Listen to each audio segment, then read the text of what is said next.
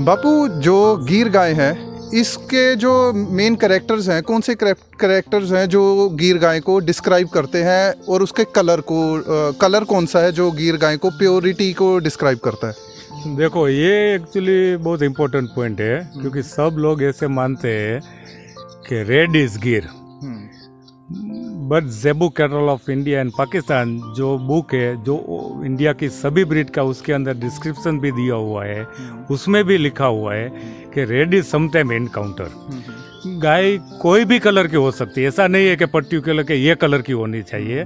Black भी हो सकती है, वाइट भी हो सकती है, वाइट स्पॉटेड भी होती है, रेड ब्राउन स्पॉटेड भी होती है, गोल्डन कलर की भी हो सकती है। लेकिन एक जो कैरेक्टर है उसके अंदर सिमिलर एक कलर की, सिंगल कलर की गाय कभी भी नहीं होगी, उसमें एक पेच तो अलग कलर का होगा और होगा, वो एक उसकी कैरेक्टर है। बाकी आप उसके ऊपर देखोगे कोई भी एनिमल के ऊपर, तो आपको उसको वो सिमेट्रिकल दिखेगा। आपको फर्स्ट साइड लव कब होता है? सब जगह, सब एंगल में से आपको अच्छा दिखे, हाँ ये बहुत बढ़िया है, क्यों कि सब सिमेट्रिकल है, तभी आपकी नज़र उसके पर जाएगी। तो पहली नज़र आपकी उसके हेड पे जाएगी, फेस पे जाएगी। फेस में जाएगी तो मीन्स पहले आपको उसकी हॉर्न पैटर्न दिखेगी। जो हेड है वो पूरा राउंड होना चाहिए, horns coming downward and backward, then curves. फिर आपकी नज़र में आई आएगी। आई कैसे दिखेगी? बड़ी बड़ी नहीं आएगी, काकरेज की जैसे होती है बड़ी। इसमें क्या है, आपको दिखेगी जैसे वो हाफ स्लिपी है, जैसे बंद हुई है, वो आएगी। उसके ऊपर आपके उसके आई लिड होते हैं, वो ऐसे लुपी होनी चाहिए। उसकी वजह से आपको ऐसे लगेगा नहीं ये गाय स्लिपी हुई है, हेवी। फिर जो मजल है वो शॉर्ट होनी चाहिए। फिर जो ईयर्स है वो सींग और हेड के नीचे से वो निकल के आएगा, वो फिर वो पहले वो बंद होएगा, फिर वो ओपन होएगा, फिर बाद में फिर नीचे से कव हो जाएगी, जैसे वो पीपल का लीफ होता है, सूखा पीपल का लीफ होता है।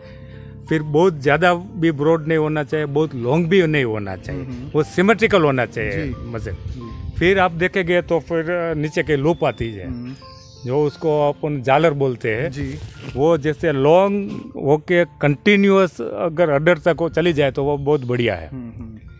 फिर आपको हम्प दिखाई देगी, हम्प स्टिफ होनी चाहिए, और जो फ्रंट लेग्स है उसकी लाइन में होनी चाहिए, आगे पीछे नहीं होनी चाहिए।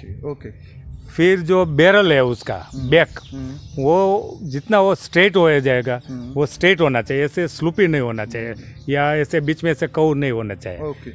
फिर गर्थ भी जितना अच्छा है उतना मिल्क के लिए भी अच्छा है, वो स्लिम नहीं हुआ है, सटा होना चाहिए। हाँ, सटा होना चाहिए। और जो गर्थ है वो थोड़ा जो घेरावा रहता है उसका बॉडी का, वो बड़ा होना चाहिए। फिर आप बैक पे चले जाएंगे तो बैक में पिन बोन और पीछे का बोन्स वो एकदम स्लूपी नहीं होना चाहिए, वो ऐसे राउंड शेप में होना चाहिए।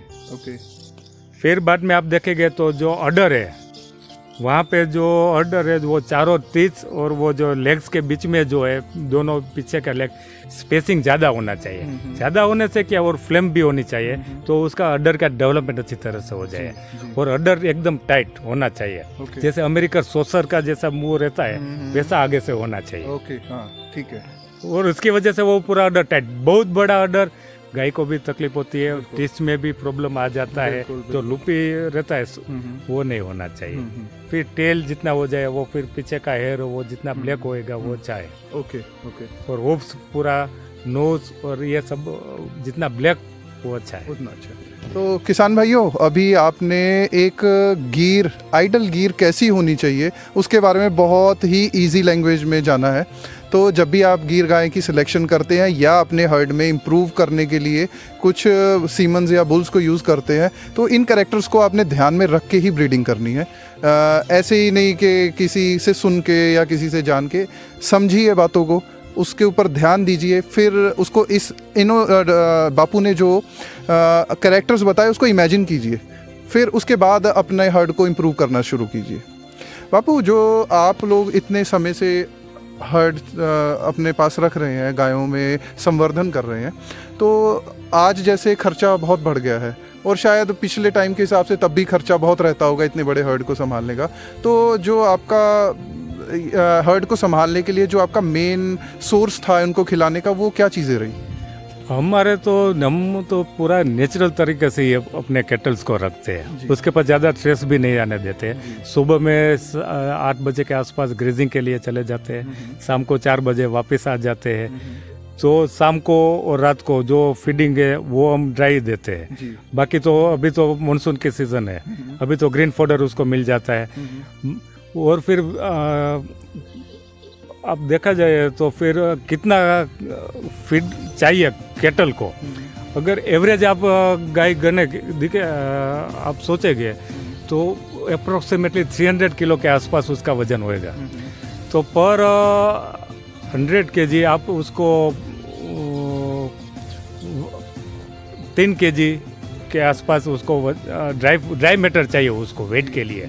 तो फॉर एग्जांपल 300 kg है तो nearly about 9 to 10 kg dry matter अगर उसके पास होएगा तो वो सफिशियंट है उसके। ये मिल्किंग काऊ के ड्राई मैटर की बात कर रहे हैं ना जी।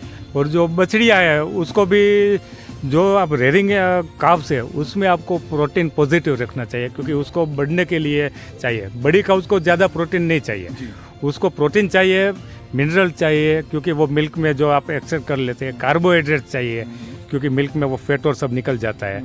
तो जो डाइट है वो आपको इस मतलब काउंटिंग करके उसको खिलाना चाहिए। और 20 to 25% ग्रीन फॉडर, बाकी का ड्राई फॉडर आप दे सकते हैं, जैसे ग्राउंडनट है, जुआर है, बीट ग्रास है। बाकी तो जो कंसंट्रेशन है वो है उसमें से, उसके मुताबिक आप उसका सेट कर सकते हैं। बापू, मैं जैसे देख रहा हूँ अभी आपका हर्ड ग्रेजिंग के लिए गया हुआ है, तो ग्रेजिंग लैंड की क्या इम्पोर्टेंस है गौपालन में? अभी तो ग्रेजिंग लैंड बहुत कम हो गई है क्योंकि सब जगह पे पोजीशन हो गया है लैंड में। अभी तो विलेजेस में कुछ जगह पे बचा है, या अगर किसी के पास प्राइवेट है उसमें वो चरा सकते हैं। और उसमें भी अभी ये फर्टिलाइज़र, पेस्टिसाइड्स और ये ग्लोबल वार्मिंग की वजह से उसके पर भी वो इफ़ेक्ट होने लगी है। जो पहले का जो ग्रास लैंड था वो बढ़िया था, नेचुरल सोर्सेज था, शुद्ध वातावरण था, तब का जो क्वालिटी था ग्रास का और अब का है उसमें वास्ट डिफरेंट हो गया है। और अभी जो भी चारा आप बाहर से लेके आते हैं उसमें भी पेस्टिसाइड, फर्टिलाइजर, वो उसकी वजह से वो भी उसकी हेल्थ पर इफेक्ट करने लगा है।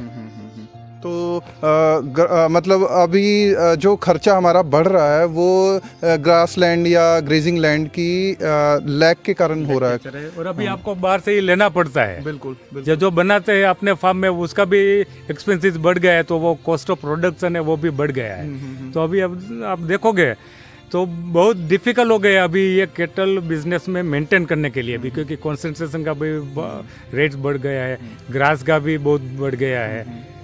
तो बापू, अभी जिस तरीके से ये सब कुछ बढ़ रहा है और ग्रेजिंग लैंड हमारे पास नहीं है, जो कि मस्ट थी, अगर आप गौ पालन करना चाहते हैं तो उसके बिना तो मतलब गौ पालन को सोचा भी नहीं जा सकता था। आज हम घर में बांध के, हालांकि मैं भी अपने घर में बांध के ही गायों को पाल रहा हूँ। तो अभी जिस तरीके से खर्चा, महंगाई बढ़ रही है, तो गौ पालक को ऐसा क्या चीज़ों का ध्यान रखना चाहिए कि थोड़ा सा अपना खर्चा घटा के और अपने गौ पालन को स्टेबिलिटी के साथ लंबे समय तक चला सके? सबसे पहले तो जो ग्राहक है आपका, उसका ट्रस्ट बहुत इम्पोर्टेंट है इसमें। कभी भी किसी के साथ गलत नहीं करने का है, अपना जो है वो हमेशा सत्य के राह पर चलना चाहिए। जो भी है, अगर आपके पास दूध है तो दो, नहीं है तो फिर उसको बोल दो भाई अभी कम हो गया है, अभी मेरे पास नहीं है, आप दूसरी जगह पे अरेंज कर लो। फिर पानी डाल के या कुछ करके फिर अपना प्रॉफिट के लिए दूसरे को चीट करना है, वो नहीं करना चाहिए। हमेशा ईमानदारी से करो, तभी एक बार आपकी शाखा बढ़ जाएगी ईमानदारी के, तो ऊपर वाला आपकी रक्षा करेगा, वो अपनी उंगली वो पकड़ लेगा। बिल्कुल बिल्कुल।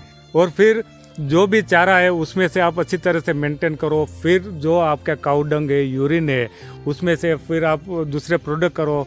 फॉर एग्जांपल आपके पास 8-10 गाय है तो आपका छोटा सा ये वर्मी कंपोस्ट का यूनिट बना लो। हाँ, जैसे तो उसमें से आपका अभी देखा बहुत अच्छी वर्मी तो उसमें से जो साइड प्रोडक्ट है उसमें से आप जो पैकिंग करो, छोटा छोटा किलो का, 5-5 किलो का, 10-10 किलो का, और जो नर्सरी वाले हैं उसका कांटेक्ट करके उसको दो। तो उसको वो लोग को तो रिक्वायरमेंट्स है ही, उसको कांटेक्ट नहीं मिला तो आप एक बार आपका प्रोडक्ट है वो उसके पास ले सैंपल के तौर पे दो, तो फिर ऑटोमेटिकली आपकी शाखा बढ़ जाएगी, उसको भी सेटिस्फाइड मिलेगा और उसके वजह से आपका भी पूरा वो साइड बिजनेस भी हो जाएगा, तो उस आपका वो पूरा आप मैनेज कर सकते हो उसके। हाँ, मतलब आपके कहने का मतलब है नट शेल में कि हम अच्छी चीज़ दें, उसका पूरा दाम लें, और जो बाई प्रोडक्ट्स हैं उनके ऊपर भी कुछ काम करने की कोशिश करें। जिस तरीके से आपके फार्म में मैंने देखा कि वर्मी कंपोस्ट तैयार की जा रही है, और किसान भाइयों अगर किसी को चाहिए तो आप बापू के पास आके वर्मी कंपोस्ट ले सकते हैं। बहुत ही हाई क्वालिटी की और अच्छी तरह मेंटेन करके उसको बनाया जा रहा है। तो बापू, जो आपका हर्ड है, नॉर्मली हम क्या देखते हैं, जैसे हम अपने घर में रखते हैं मेच्योरिटी लाने के लिए, फर्स्ट लैक्टेशन में बछड़ी को प्रेग्नेंट करवाने के लिए बहुत ही मशक्क़त करते हैं हम, बहुत खर्चा करते हैं। और नॉर्मली बहुत लोगों के अंदर ये धारणा है कि 1 से सवा साल 1.5 साल के अंदर हमारी बछड़ी प्रेग्नेंट होनी चाहिए पैदा होने के बाद। तो आपका जो रूटीन है स्टार्टिंग से लेके अब तक, वो फर्स्ट लैक्टेशन में बछड़ी को प्रेग्नेंट करवाने के लिए क्या रहता है? देखो, पहले के टाइम में भी अच्छी तरह से पूरा फोडर व्यवस्था था, ऑर्गेनिक मैटर था, उसका मिनरल्स और सब उसको अच्छी तरह से फिल हो जाता था। तो फिर भी वो अगर आप देखा तो 2 साल के बाद ही उसको प्रेग्नेंट करवाना चाहिए, या 2.5 साल के बाद भी करवाना चाहिए। लेकिन अभी आप इवन ह्यूमन बीइंग में देखोगे कि छोटी उम्र में जब शादी हो जाती है तो फिर उसका डेवलपमेंट रुक जाता है। वो एक्चुअली मैच्योर नहीं हुआ है, वो हार्मोन्स उसका डेवलपमेंट हो गए, इसलिए अब फिर वो सिमिलरली एनिमल्स में क्या होता है, अभी जो फोडर आता है उसमें वो क्रॉप में सब फर्टिलाइज़र, पेस्टिसाइड्स, हार्मोन्स डाल के वो फोडर तैयार होता है, वो एनिमल्स कंज्यूम करते हैं। तो उसकी वजह से अच्छी ज़्यादातर फीडिंग की वजह से वो डेवलपमेंट हो जाती है, लेकिन एक्चुअली वो एज के मुताबिक वो मैच्योर नहीं होती है। अपन को दिखती है, साइज स्ट्रक्चर आ जाता है हार्मोन्स की वजह से, लेकिन जब उसकी रिप्रोडक्टिव सिस्टम जो बॉडी के अंदर जो उसकी होनी चाहिए तब तक वो अच्छी तरह से मैच्योर नहीं हुई है, वो अंडर मैच्योर है। और अगर उस टाइम आप उसको कंसीव करेंगे तो वो जो प्रोजेनी उसके बॉडी में जो डेवलपमेंट होती है वो भी वेल डेवलपमेंट नहीं होनी चाहिए, वो होती है, क्योंकि वो खुद जो उसकी मदर है वो वेल डेवलपमेंट नहीं हुई है। तो जो और अर्ली में से करने से दूसरे क्या ड्रॉबैक है कि उस प्रोजेनी में से आपको लॉन्ग बेनिफिट नहीं मिलेगा, लॉन्ग लैक्टेशन का जो चांसेस आपको जो मिलता है जो नेचुरल। मैं तो ऐसे तो हमारी जो प्रोजेनी है फीमेल का, हम तो 3.5 साल के बाद ही शायद करते हैं, क्योंकि हम तो नेचुरल रखते हैं तभी वो आती है नेचुरल हिट में, तभी हम उसको करते हैं। हम आर्टिफिशियल उसको हिट में लाने के लिए ऐसा कुछ नहीं करते हैं। आपको 1 साल लेट मिलेगा उसमें से रिजल्ट, लेकिन लॉन्ग ड्यूरेशन तक मिलता है, और एनिमल भी well development, well reproductive system develop हो गई होती है, तो जो प्रोजेनी आते हैं वो भी अच्छी तरह से वो अच्छी होती है। तो शायद गुजरात की गायों को 12, 14, 18 लैक्टेशन पे जाने का शायद ये भी एक कारण रहा है। बहुत हमारे यहाँ 8-9 लैक्टेशन के बाद जसदन जी हमारी रूपात गई थी, वो भी बहुत लॉन्ग ड्यूरेशन तक उसको भी उसमें से प्रोजेनी मिली, क्योंकि बचपन में जब आपने रूट नींव पत्थर रखा, उसका फाउंडेशन है वो एकदम स्ट्रॉन्ग तैयार है, तो फिर आपके उसमें लॉन्ग, अभी आप बिल्डिंग बनाते हैं तो आपका जो फाउंडेशन है उसके पर निर्भर होता है कि आपका बिल्डिंग कितने टाइम तक रहेगा। तो ये जो चीज़ है वो भी एक बहुत इम्पोर्टेंट है। अब उनको उसमें से ज़्यादा जल्दी निकालने की पीछे नहीं जाना चाहिए, वेट एंड सी, उसको डेवलपमेंट होने दे दो, उसको नेचुरली हिट में आने दो, 1-2 साइकिल उसकी जाने दो, बाद में आप उसको करेंगे तो आप देखना कि जो उसमें प्रोजेनी आएगी वो सबसे बढ़िया आएगी। तो बापू, क्या किसी किसान भाई को आपके ओल्ड बुल्स के सीमन अगर चाहिए हो, कोई कुछ नया ब्लड इंट्रोड्यूस या अपने सिस्टम से करना चाहते हो, तो क्या आपके पास से सीमन भी अवेलेबल हो जाते हैं? नहीं, मैं तो डोज नहीं बनाता हूँ, मैं तो सिर्फ बछड़े मेरे पास रहते हैं, वो लोग ब्रीडर लोग लेके जाते हैं मेरे पास से। तो बापू, इंटरव्यू के एंड में आप किसान भाइयों को कुछ अपनी राय देना चाहेंगे उनकी उन्नति के लिए, और उनके अगर बेसिक से अभी वो स्टार्ट कर रहे हैं तो क्या इन चीज़ों को ध्यान में रख के उनको आगे बढ़ना चाहिए? देखो, पहली बात तो अगर आपको करना है तो उसमें 3 सेक्शन है, एक है ब्रीडिंग, एक है डेयरी, एक है सेवा। ये मीन्स जो आपको ब्रीडिंग करना है वो उसको करने से पहले आपको थोड़ा फीडबैक उसके पीछे जाना चाहिए, थोड़ा नॉलेज गेन कर लो, तो फिर आप चीट नहीं हो जाएंगे और आपको मालूम पड़ेगा कि वो कैसे करना चाहिए। तो क्योंकि जो आप लेंगे वो आपका फाउंडेशन स्टॉक रहेगा। क्योंकि आप पैसे देते हैं और दूसरी जो आप आपका इंफ्रास्ट्रक्चर करना चाहते हैं तो उसमें मैं तो वो सजेस्ट करूँगा, इंफ्रास्ट्रक्चर में ज़्यादा नहीं आपको इन्वेस्ट करना चाहिए। जो एनिमल आप परचेस करते हैं आप 2-4 जगह पे देख लो, दूसरे लोगों का व्यू ले लो, बाद में फिर आप स्टार्ट करो। ऐसा नहीं कि एक के पास ले लिया बस फिर वो उसको फैलाओ, ऐसा नहीं बोल के मेरे पास आओ, दूसरे लोगों को भी ब्रीडर के पास भी आप जाओ, उसका भी व्यू लो, कैसे करना चाहिए क्या है, फिर आपको जो सही लगे उसके मुताबिक आप करो, क्योंकि आप इन्वेस्ट कर रहे हैं। अगर आपने इन्वेस्ट किया, अगर आप सच नहीं दोगे तो फिर आपका वो भी इन्वेस्टमेंट डेड ही हो जाएगा। तो फिर आप अच्छी तरह से पहले उसका स्टडी करो, फिर आप बड़े स्केल पे मत जाओ, आप छोटा यूनिट करो, उसमें देख लो आपका रिजल्ट क्या है, जो आपको अच्छा लगता है। तो फिर अगर आपको वाइंड अप करना है तो आप कर सकते हो, तो आप दूसरा कुछ करना चाहे तो आप कर सकते हो। सक्सेसफुल नहीं हो पा रहे